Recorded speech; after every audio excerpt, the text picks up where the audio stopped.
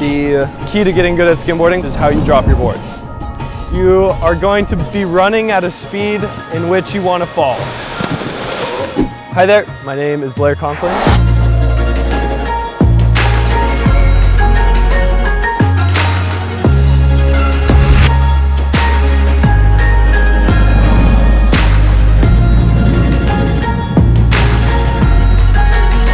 And I've been skimboarding for 18 years, give or take a couple. And with that experience, I kind of want to share the key to getting good at skimboarding, which is how you drop your board.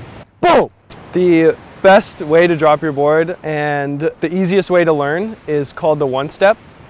The reason we call it the one step is because between the moment your board leaves your hands and the moment when your first foot is placed on the board, you are only taking one step forward. So when you're learning how to drop your board, you are going to be running at a speed in which you want to fall.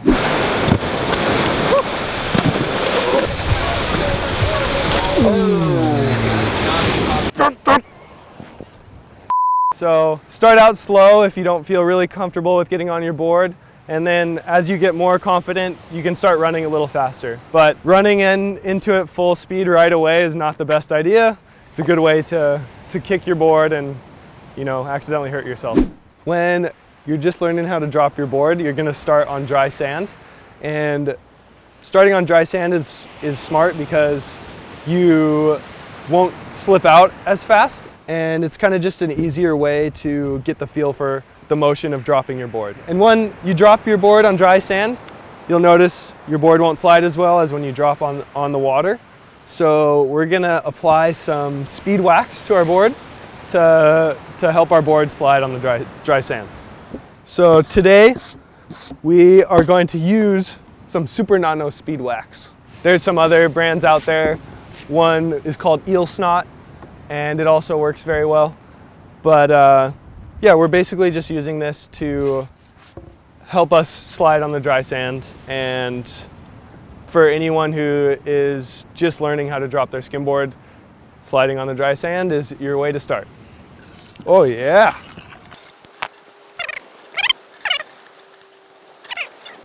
Alrighty. Oh, that's gonna be slick Rick. Be careful. We are gonna take it to the slopes and I'm gonna demonstrate how to run and drop your board and do the one step we were talking about earlier. If you're a regular foot like myself, your left foot is going to be forward or on the front of your board, and your right foot's gonna be on the tail.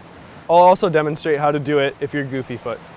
But if you're regular foot, you're gonna start holding your board like this. So your right hand is on the tail and your left hand is gonna be up here towards the middle section of your board. So what I'm gonna do is I'm gonna start running as fast as I wanna fall, and I'm gonna drop my board as flat to the sand as I can. I don't wanna drop it sideways or else the rail will stick in and you won't get on your board as well. So you wanna make sure that your board drops perfectly flat with the surface of the sand. It's also pretty important to keep your board low. You don't want to drop it from super high up, or else it gives the board more time to kind of fall off axis as it's going to land on the sand. So keep your arms kind of low, and you're going to want to release your board with both hands at the same time. So release, and then it drops pretty flat on the sand. All right, so going to run through the whole enchilada here.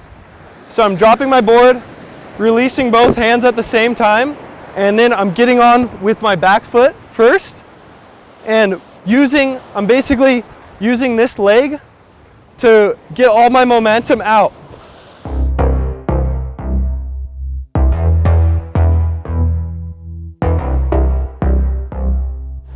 So really you're getting all your power to start sliding over the water when you push off your left leg. So I'll do that one more time. So running, dropping my board, pushing off my left leg and going. So here's what it's gonna look like in real speed, and if you're running out to go catch a wave.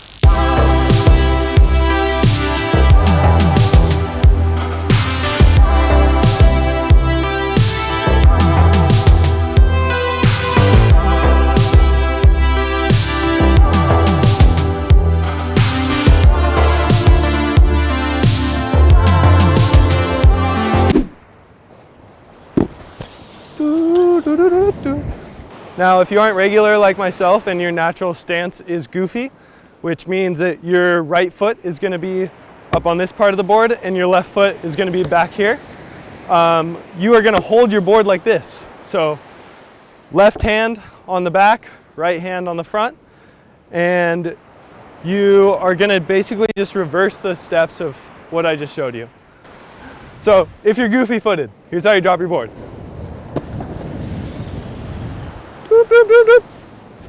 We're going to go to a part of the beach where there's a little bit more wet sand, so we can try dropping our board on that, and I'll kind of just show you the timing on when you should drop your board.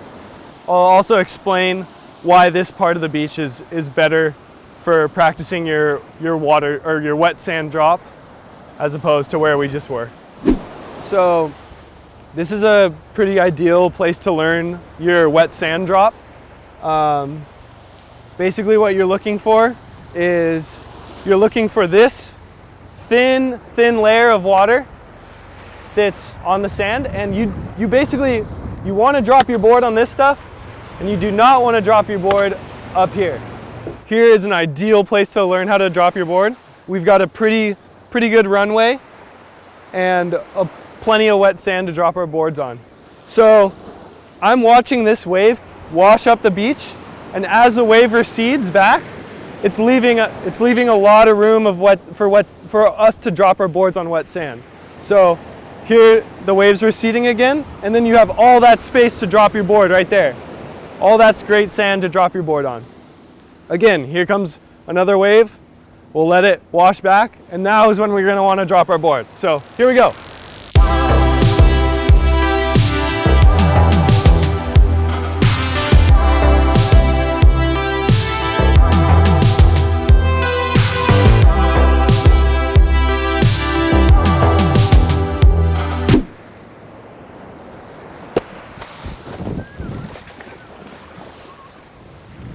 With that last wave I went for, I waited for the wave to wash back out so that there'd be plenty of room to drop my board on wet sand.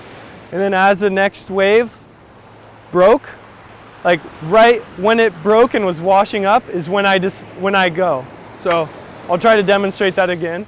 Here comes a wave, it washes up. You can see a little wave right here about to break. We're gonna wait for it to break, and then we're gonna go.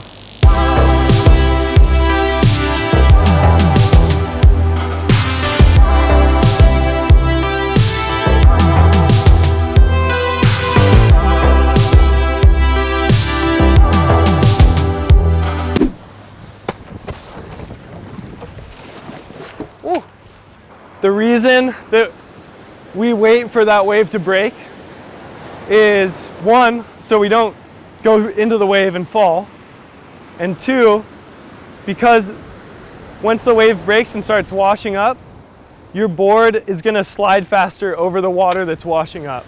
So you're going to be able to float for longer. You're going to be able to skim on top of that surface of water for longer. If you've ever spent some time watching skimboarders, you'll sometimes watch them kick sand on the bottom of their board.